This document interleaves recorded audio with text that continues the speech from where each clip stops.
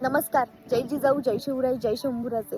निसर्गाने घेतलेलं हे रौद्र रूप आणि शेतकऱ्यावरती आलेलं आसमानी संकट. अक्षरशः रानाच्या रानं वाहून गेली.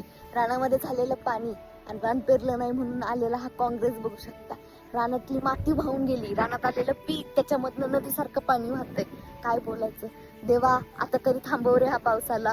अक्षरशः माझा शेतकरी राजा हळहळतोय, रडतोय. इतकं बघून वाईट वाटतंय ना. शेतकऱ्याच्या डोळ्यासमोरून त्याची गुरंढोरं वाहून जातात. ते शेतकऱ्यामधला त्यांच्याच घरातला एक व्यक्ती वाहून जातोय.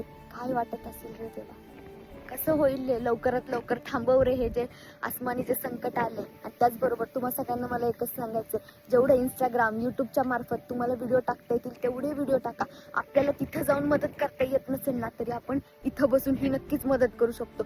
जेवढे व्हिडिओ टाका, कारण की सगळे आपल्यामधलेच सगळेजण थोडी थोडी का होईना मदत करतील. आणि त्याचबरोबर मला एकच सांगायचं, त्यांना आता गरज आहे ती म्हणजे अन्नधान्याची. आणि त्याचबरोबर आत्ता लागणाऱ्या महत्त्वाच्या गोष्टी म्हणजे काय, अन्न आणि वस्त्र, ह्या दोन गोष्टींची गरज आहे. तर ती सगळ्या गोष्टी आपण त्यांना देऊयात आणि आपल्याकडून छोटीशी मदत करूयात. एवढंच तुम्हा सगळ्यांना सांगणं माझं.